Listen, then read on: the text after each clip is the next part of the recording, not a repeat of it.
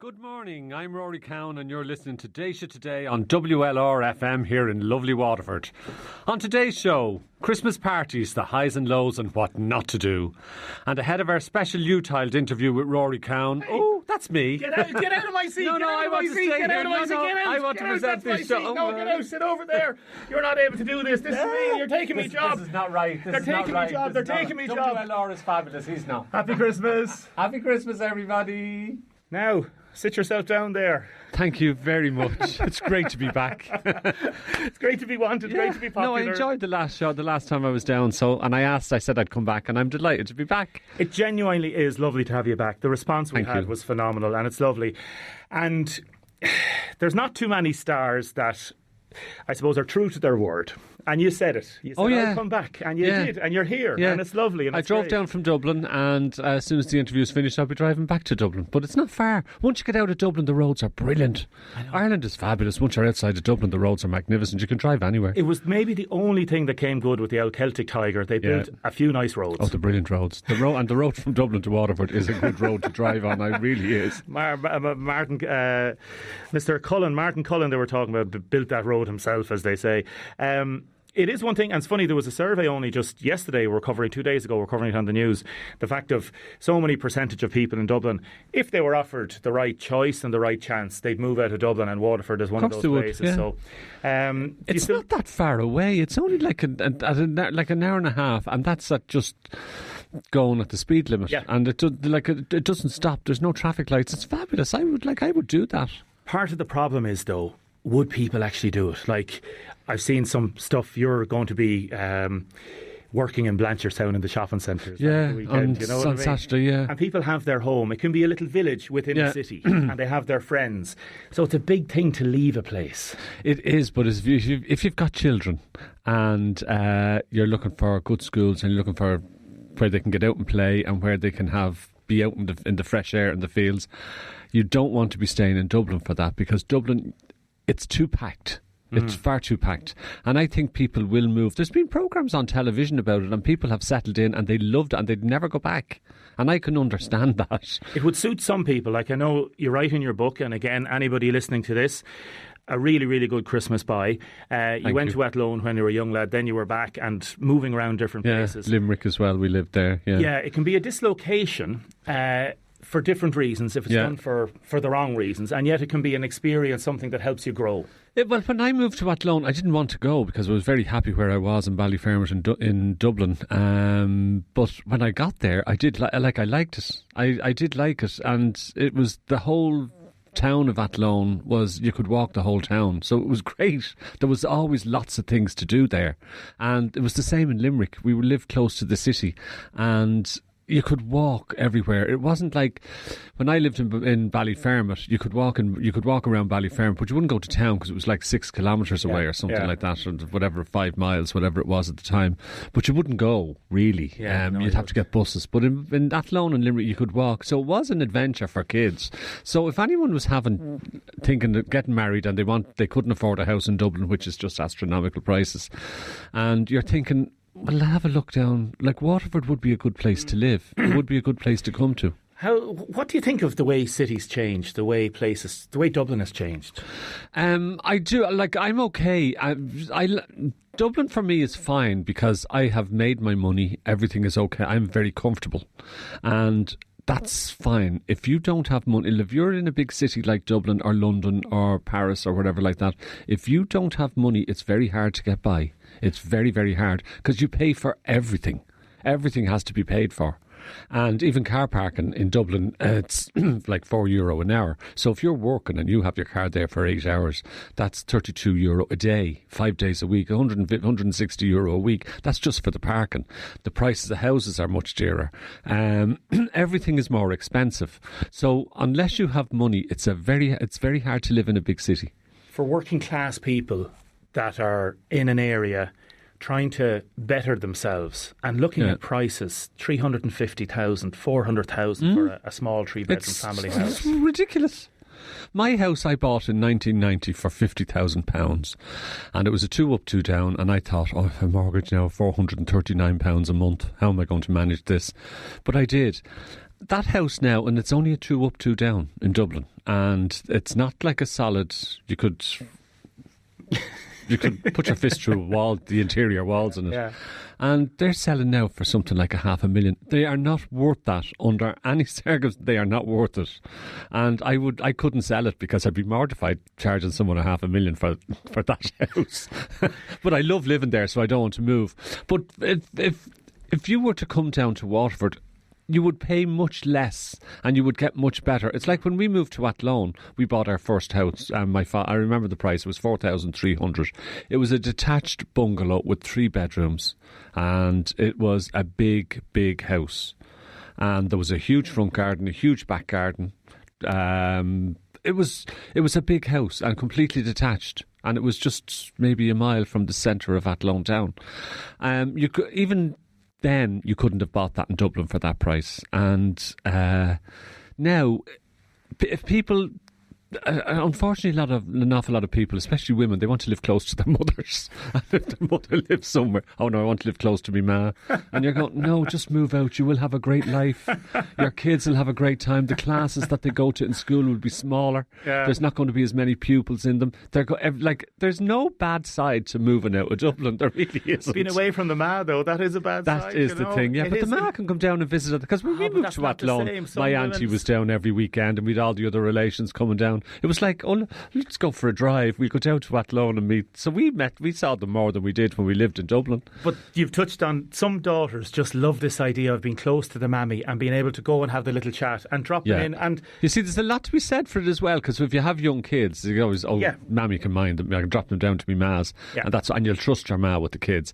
And that's fine if you have to work. And maybe if you come down the country, then you've got to find a creche, or you can't just drop them in on somebody because you've no family there. Yeah. So that would probably be a downside. So maybe the daughters are right to want to live close to the mammy. There's an economical benefit and there's a social benefit. To juggle it and see. And also the idea of going and visiting the mammy and having a chat. Again, this just goes to the heart of the Mrs. Brown's Boys thing, but going for the chat and dropping in for the cup of tea and having it's a detox period. You're able to just unwind and relax. Yeah. You know, maybe get out of the hair of your own family. Yeah, maybe your husband, your boyfriend, whatever is annoying you. Yeah.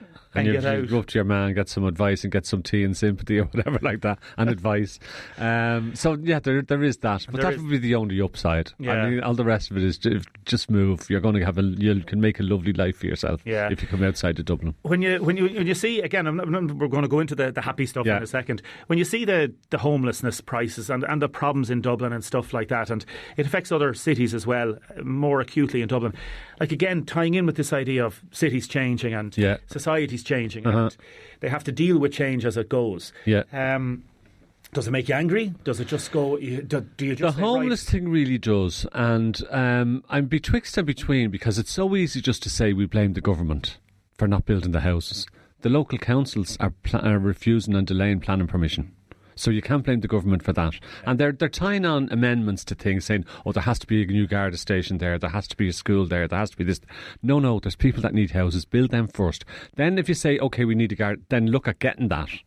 People will manage as long as they have somewhere to live. And then you can do it. But don't try and do it all first and say, well, you can't have the houses until we have all this. Yeah, it's I don't like that. I know where you're coming from, but like if you look at places where planning went bad in the past, like let's say Ballymun, they built high-rise buildings in the past and didn't create a village or a structure around it. So I know they've tried Adamstown in different places now. So you can see maybe where they're coming from as well. I don't know. I would prefer to get people housed for it. Now, not like Ballymun. I mean, we were offered a house when we were kids. We could have went on the transfer list in the corporation and moved out to Ballymun. My mother wouldn't go because she didn't like the towers. She thought, no. I'm somewhere with a garden for the kids, and I get that. Yeah. Apartment living is not for children. Yeah. It really isn't. No, if you have kids, it's not for kids. It's not for children, because then they've nowhere to play. They've nowhere to get out, nowhere to meet other people. So apartment living is not so, and blocks of flats are not for kids. Yeah. I think it's got to be houses. If you're going to have children, you want a house. It's much better all around to have Even a if house. it's only a small garden. Even if it's a small garden, but there is something, and there's a community there. Like if you're in flats, you don't know who's above you, who's below you, or in a lot of cases, you don't even know who's living next door to you because there's nowhere to go. You can't get out and talk to them over the fence in the garden. The kids can't go out and mingle with the kids next door because you just can't do it. So you don't know who's living around you. You just don't know who they are. Do you know your neighbours? I do. Yeah, I know my neighbours. Yeah, and I have lovely neighbours. I have great neighbours. Isn't it great when you've good neighbours? Oh no, it is. It really is. And I'm doing a programme next year, and it takes me back to places that I grew up in. And there's one place I went to yesterday when I was in my 20s, and we had parties all over the place, and the neighbours were complaining, and everybody, the landlord was always up, and it was just like party central, the apartment I had. And I was just saying in the interview that I was doing, I said, if I had neighbours now like I was then, I'd burn them out. We were dreadful. We didn't care. We were just myself and Annette, this girl. We were sharing an apartment, and we had the best time for a year. But it was parties all over the place all the time, and the neighbours were always complaining, and we just didn't care. We didn't think anything wrong. But if I had those neighbours now, I would go mental. I would have them. I would do everything in my power to have them out there. So I'm very lucky. I have lovely neighbours. I have great neighbours. And if ever there's a party there, you don't mind because it's not every night, or it's not every week, even not even every month. It's just there'll be a few over the new year. But fine. That's okay. I'm going to talk to you about Fair City and Christmas dinners. Hold on there now a second. Perfect. Will you be able to leave that in? Or do you have to board them out? Now, welcome back. We're talking about burning the Christmas dinner, aren't we, Rory? Yes, yeah. Listen, Rory Cowan, Fair City, are you enjoying it? I love Fair City. It is the job of dreams for me. It's just, I can't believe at 60 years of age, my life has been brilliant. I said that the last time I was here. I've had a very lucky, happy life, a charmed life. And 60 years of age, I've written my first book, Mrs. Cowan's Boy. And I've got a job now doing Fair City, which I love because everybody in that show, they're fabulous. They're brilliant. They are great people. It's wonderful to be back working with a team again. And there's nobody there that you sort of think, oh no, if only he wasn't here, it would be brilliant. They're all fabulous.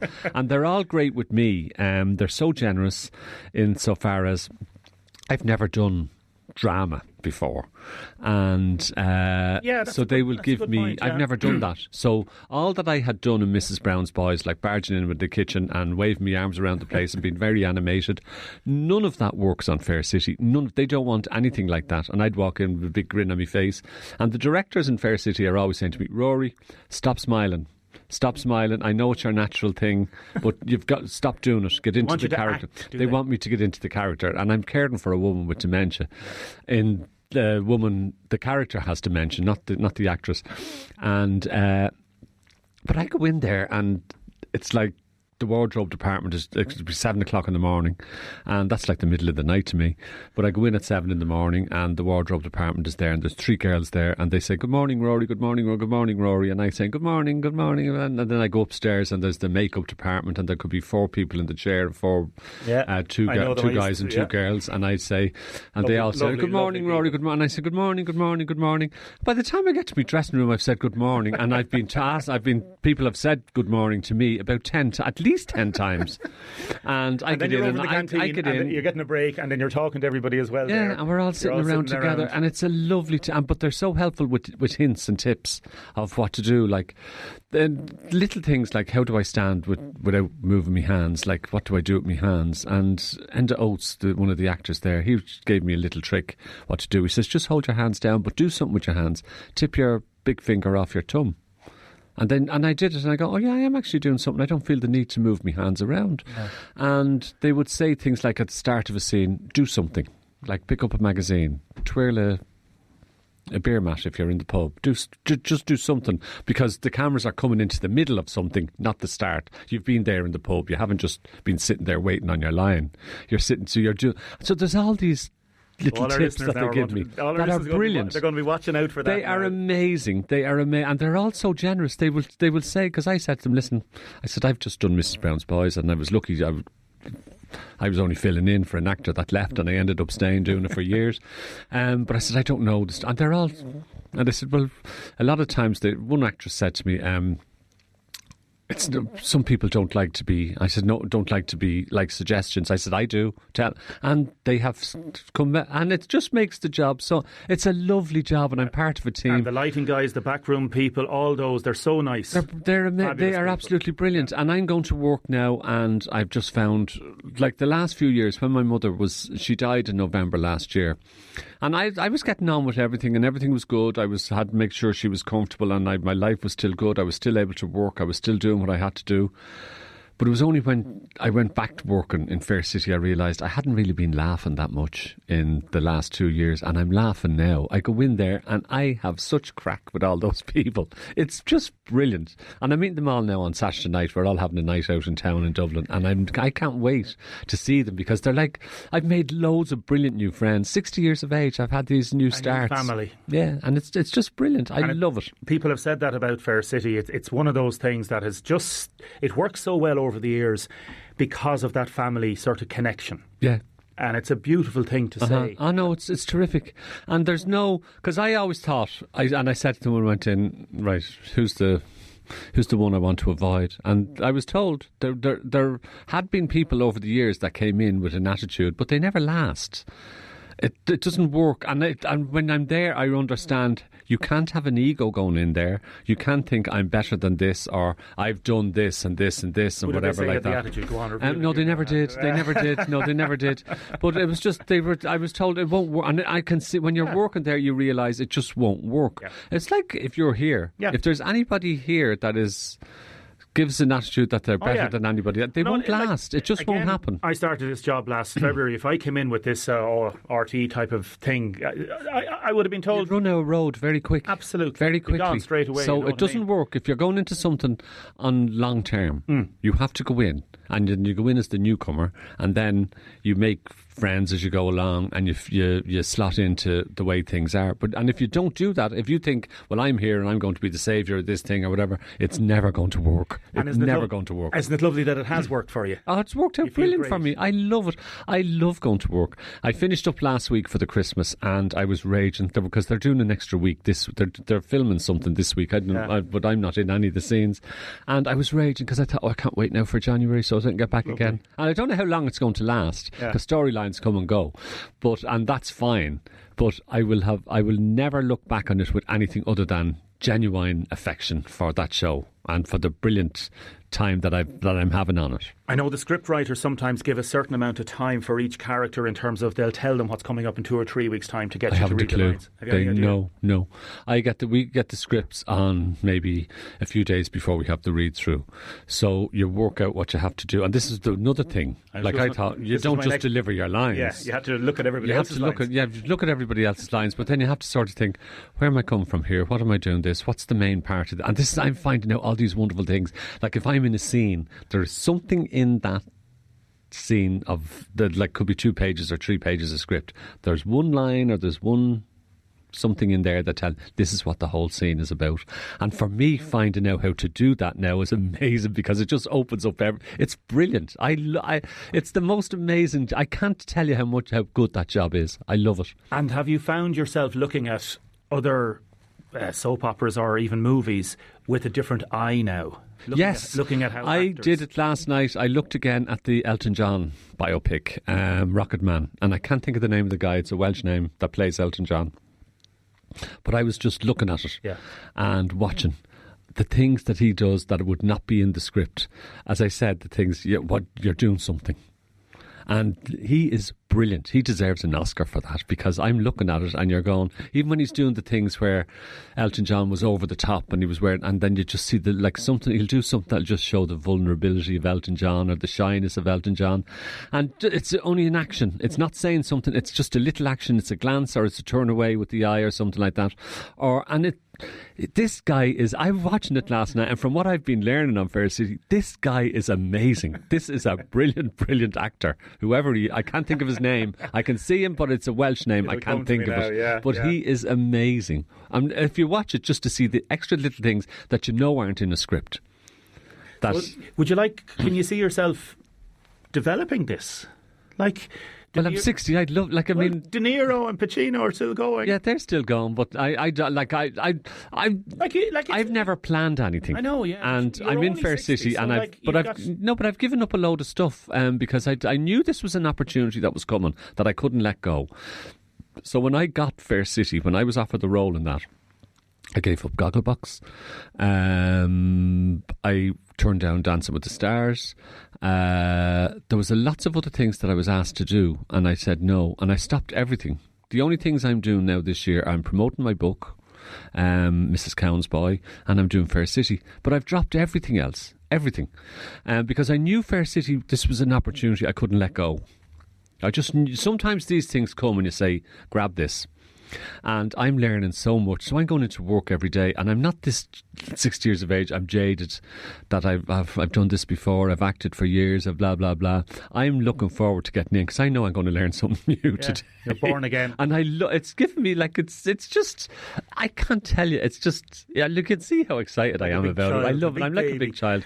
So that's what I want to do. And see what happens. See what happens after that. You'd still like to do, if Dancing with the Stars come up again, you'd love to do it? It's the only show I would consider doing. They asked me, I met the people from I'm a Celebrity, and I met the people from Dancing on Ice in the UK. I met them. I've been asked to do Celebrity First Dates and all this here, and I've turned them all down. Well, Dancing on Ice, I just thought, why are they asking me? They flew me over to London. I said, I've never seen a pair of ice skates, never mind seeing an ice rink, except on television. And we went there, and I met her at an ice rink, and the first thing I said was, that's what an ice rink looks like. I said, I've never seen one. I've never been on one. And they're looking at me, and they said, well, you could practice in your local ice rink. I said, there's no ice rinks in the Republic of Ireland. The closest one is in Belfast. I said, there's nowhere. And then, so that didn't happen. They were going, okay. And then with there's no jungles in Ireland either. And then with the jungle, I met them. But then I was very shortly out, and we were talking and we were getting on great, and I thought, well, I'm in with a chance here. But then I was diagnosed with type 2 diabetes, so I rang them and said, listen, I've been diagnosed with type 2 diabetes. That means I can't live on the small, I have to eat regularly, and I have to eat proper food, and I can't not eat. And so then I just never heard back from them. It wasn't a case of them saying no, or I just never heard, because obviously so I don't know what would have happened there. But I was asked for them. I was asked all the Irish reality shows, a lot of them that I can think of off the top of my head. The only one I haven't been asked for is Davy Fitz's Fittest Family. Yeah, the Fittest Family or Operation Transformation. But if I ever want to do more television, I'll just pile on the weight and then hopefully get picked for that. No, but I've never. Dancing with the Stars would be the only one I do, because I do love that show. Yeah. And I just think you would learn something, you would have great fun. And it's like the words in Having a Gila, lift your feet and your heart will follow. And that's what happens. If you dance, your heart lifts as well. So I would have a great time on that. It's a lovely show. Christmas Day, Christmas Eve. Tell us what it's going to be like. What do you Christmas Day this year is going to be fabulous for me, because there's a friend of mine, Annette Carroll. I've known her since she was 12 and I was 14. Talk about her. And we're the best friends. We're brilliant. I talk about her in the book and everything. But she's married to a guy called Colm Carroll, and Colm owns Carroll's gift shops that are all around the country. And they have a lovely house in Tipperary on Lough Derg. So I'm going down on the 24th there, and all their kids are grown up, so it's great. So I'll be going down there, and I'll be staying until the 28th. Lovely. Then I come home for a day or two, and then I might go back down for New Year's Eve. Lovely. I don't know, but I'm going to have a lovely family Christmas with them, and it's going to be brilliant. I'm looking forward to that. All the trimmings. Oh yeah, everything. Now the only thing is I don't eat the ham, but that doesn't matter. Not eat ham, no? No, I don't eat ham or bacon or pork. I don't eat them, and the reason I don't eat them was, this is dreadful, but when I was a kid in Ballyfermot, you had the rag and bone man, you had the bin man, you had the bread man, but you also had the slop man. And he used to come around on Monday, and any old food that was left over, you'd pour them into, he had big barrels on the back of the horse and cart, and you just threw them in there. But he also owned a pig farm at the time, and he fed, and I remember thinking, if the pigs are eating all that, and it sort of put me off. I don't eat. And I've never... You've never eaten sausages I don't and eat, stuff? I know, occasionally I have a cocktail sausage, but there's no meat in them. I'm only joking.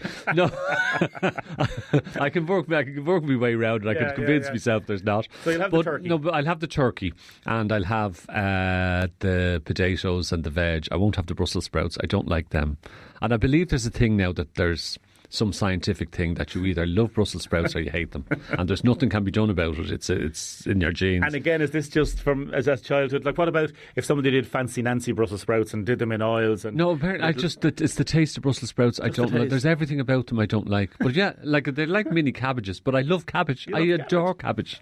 But it's Brussels. Whatever it is about Brussels sprouts, the taste of them just doesn't agree with me at all. And does it bother you whether the stuffing is done in the turkey or outside? No, that wouldn't bother me at all. No, because some people I know it has a big problem. No, with that them. doesn't bother me at all. That doesn't bother me. And then there'll be lots of drink. Do you like Christmas? I know in the book, and again, we've read the book. It's a fabulous book. Anybody, please, it's a really, really good present for anybody at Christmas. Do you love Christmas? I do. For a few years, I sort of thought, no, I've enough of it. I wanted to go away. And my mother, when she was alive, I remember suggesting it when I was 19. I'm going to go away for Christmas. Oh, no, she says, I want all my family round me. This could be my last Christmas. And that was the Irish guilt. Now, I can't go away at Christmas because if it is our last Christmas, if something does happen, I'll never forgive myself. So my mother lived to be 85. I was 59 when she died. And I was never away from, I never had a Christmas away. It was always at home in my mother's, always. Even when she had dementia, I still went up to her on Christmas Day, and she didn't know what day it was. It's only the second Christmas without her. It is. Last Christmas I was working, I was doing the panto in the Olympia. That's another thing I gave up because I was doing Fair City. They asked me to do the panto I was offered, and I said no. I'm doing Fair City. I just thought no, I'm giving up everything. And so I had the panto and I had Christmas Day off, but that was really just a rest day then. Because this would be strange then in a way. It's your first Christmas away from Dublin, away from home, and with friends, as you say. Yeah. Well, it'll be a little bit strange. It might be. I might get a little bit teary. I don't know. Well, I hope not in front of all the people, but there's loads of them there, so that'll probably just offset that. You can go for a walk. I can go for a walk. Well, they have a nice big house, and it's. I was down there before, and they have jet skis and everything. And the first time I was ever on a jet ski, my life 59. At the time, I was 59 on a jet ski. So I'm doing. There's loads of firsts in the last couple of years. Jet ski? I loved it. 70 kilometres up and down Lough Derg. It was. And were you screaming and shouting? Oh, of course I was. I'm sure all the people living on the boats thought, oh no, here's another tourist. You didn't fall off then, did you? No, I didn't fall off because on Lough it's just a straight line, and then when you want to turn, just slow down and turn it around, then rev it up and go again. But it was James Bond, I loved it, and it's nearly impossible to fall off them things anyway. Yeah. I loved it. It was great. So getting out to the country is brilliant, and getting out to the countryside, like there's no lakes in Dublin. You can't, if you want to go on a jet ski in Dublin, you have to go up and down the Liffey, and you certainly wouldn't want to fall off into that. What about this whitewater rafting thing, huh? You could be going on that. Come on.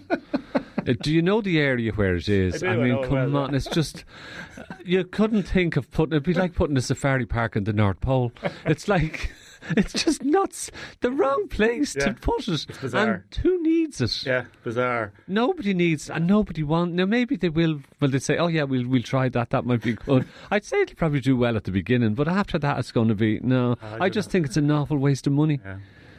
Build houses, that's what we need. Yeah. Stop building all these vanity projects. Build houses. And tell me, New Year's Eve?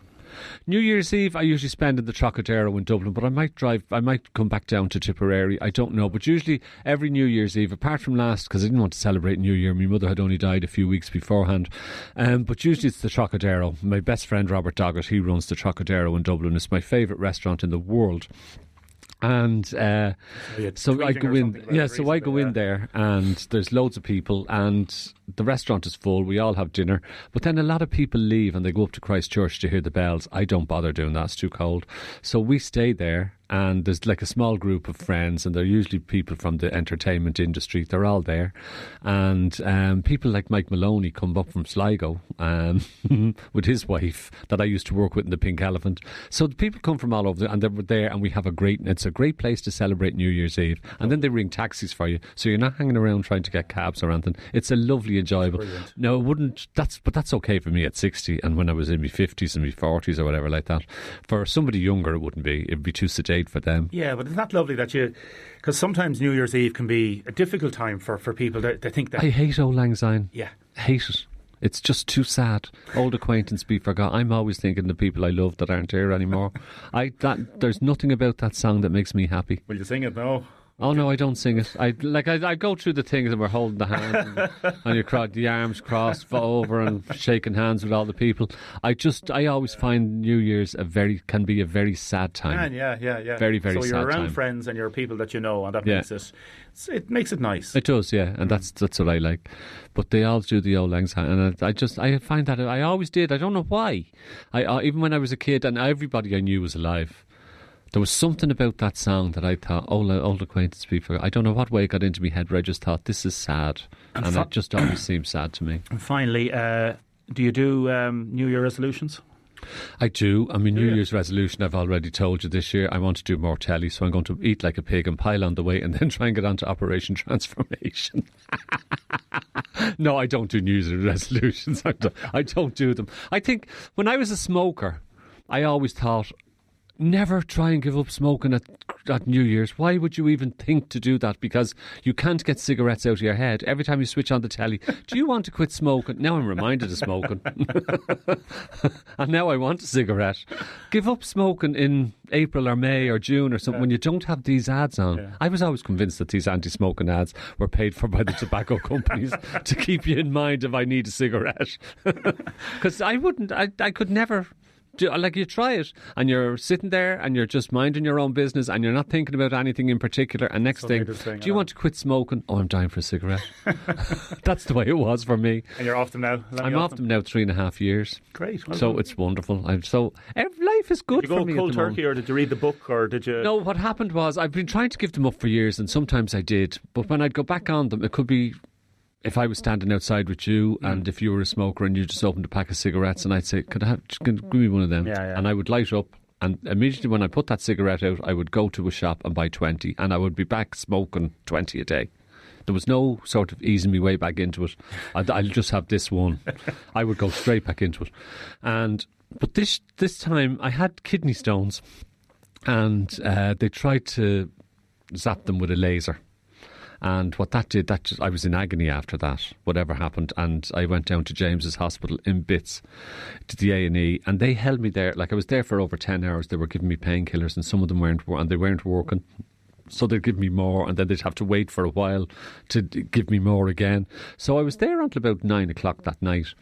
And I came home and I just said, God, I haven't had a cigarette all day. I wonder how long I can stay off them. And I haven't smoked since. And that's how it happened for me. Yeah. But I did want to give them up before that, because I knew it got to the stage where I knew in the morning when I got up, my voice sounded like an old man's voice, and I was wheezing a bit, and I'm saying, I'm going to have to give these up. So it was in my head, I was giving them up, and worked out perfectly, because then I got Gogglebox. I wouldn't have been able to do that if I was still a smoker. Still wheezing, You wouldn't be able to wheeze. Listen, thanks so much for coming down to us. Thank you very much. I've had a lovely time. Thank you, it's great. Run way over, but it's well worth it. Thanks very much. And we've got some people outside, more people to sign autographs. I'll sign them all. And if you are thinking of a Christmas present, Mrs. Cowan's Boy, my book by Rory Cowan.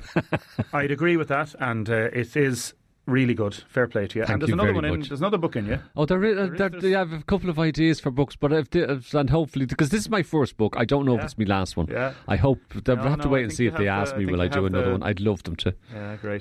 Rory, thanks so much. Really, thank you very much. Really pleasure. And listen, everybody listening on WLR FM, have a great Christmas. Have a fabulous 2020. See you soon. Bye bye. Now, welcome back to the programme. Hope you enjoyed our chat with Rory, and he's now left the building. He wanted to take the hot seat. I'm not going to give it to him today. Maybe another day, but he's a really good chap. Go on, Rory. Happy Christmas, says this texter. Regarding Brussels sprouts, if I had Brussels sprouts left from today's dinner, I'd eat them for my breakfast tomorrow, says this other texter. Damien, can you please ask Rory if he's doing a book signing in Waterford this weekend? Thanks, Michael. No, Michael, I don't think he is. Not this weekend. Teresa says, what a lovely guy Rory is. I loved him in Mrs. Brown's Boys. Sarah texted, I would listen to Rory all day. Love him, from Sarah. Some people saying they're really disappointed to see the Tower Hotel development not going ahead at present. If the buildings are so important, why are they so dilapidated looking, Paul? That's one of the issues that will be brought up over the next few weeks.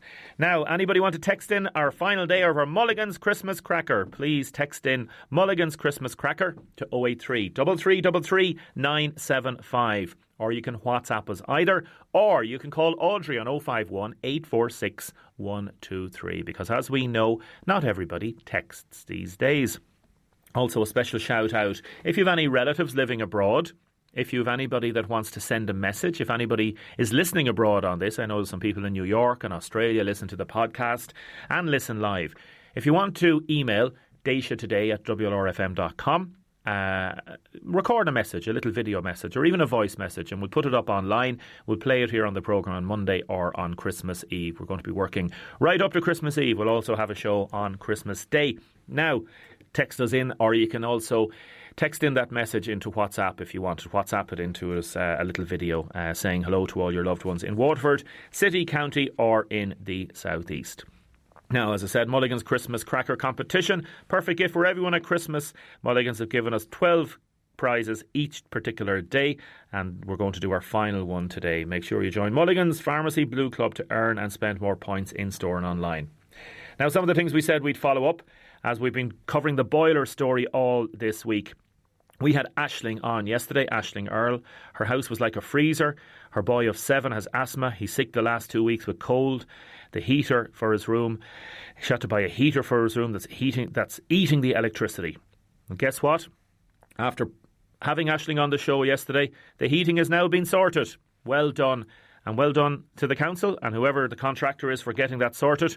Aisling's heating has been sorted for Christmas. We're delighted to help out on the Deise today, and to everybody that works on the team here. Thanks for all your help for making heating, I suppose, in people's houses this Christmas.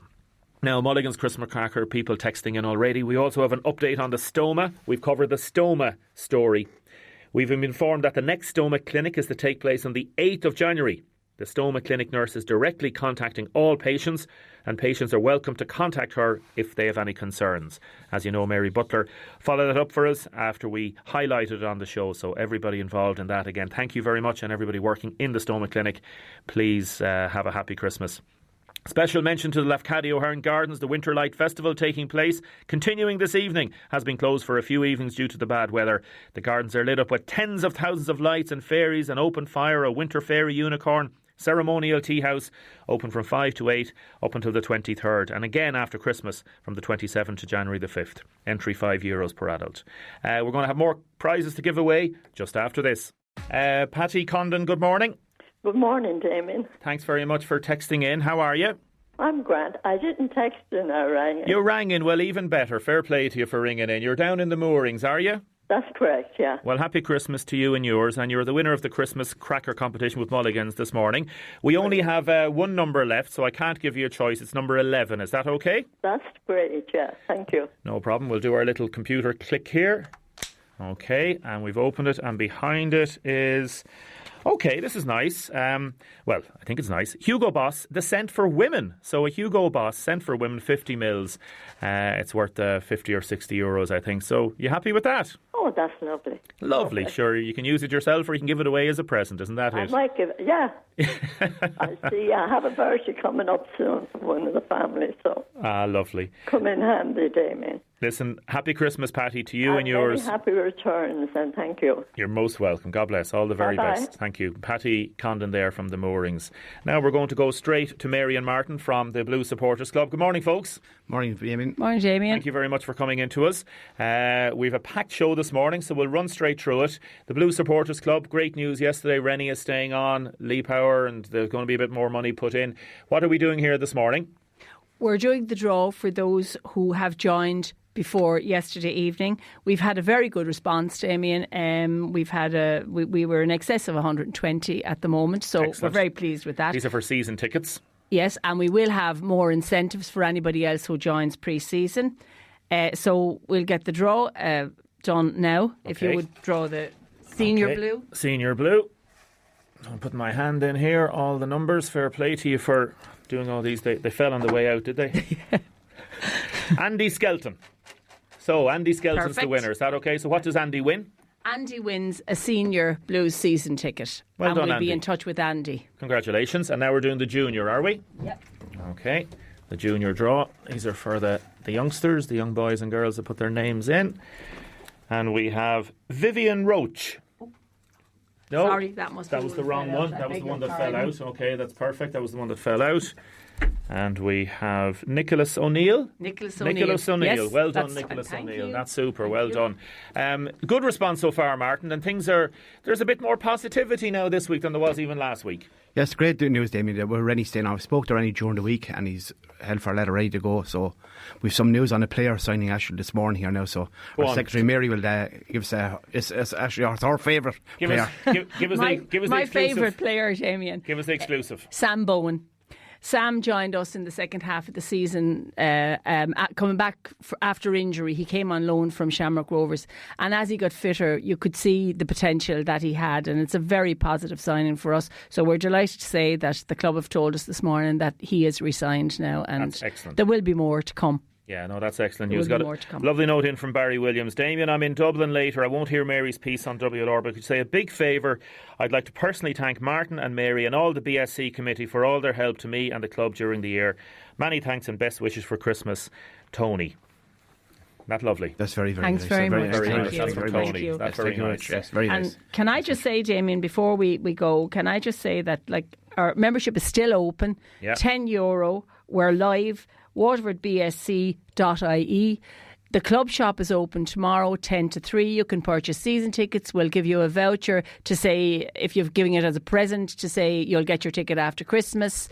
The merchandise this year is really, really beautiful. It's really good quality stuff. So get down. Let's all go forward now and just think positive from here on. Yeah, text in, as I said there, from Tony Burke, and fabulous support for you. And well done to everybody involved in the club and the Blue Supporters Club. You do great work, so keep it up and keep the membership going. And as you say, it's a positive thing.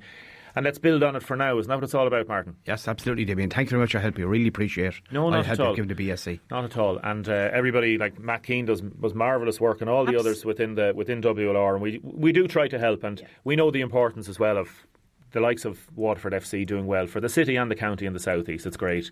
So listen, well done for all the great work you do. I know you do marvellous work behind the scenes. Mary, thanks very much. Thanks very much, Damien. Martin, thanks very much. And everybody involved in the BSC, here's to a great season. Hopefully, Damien. We live in hope. Hopefully, Thank you. Damien.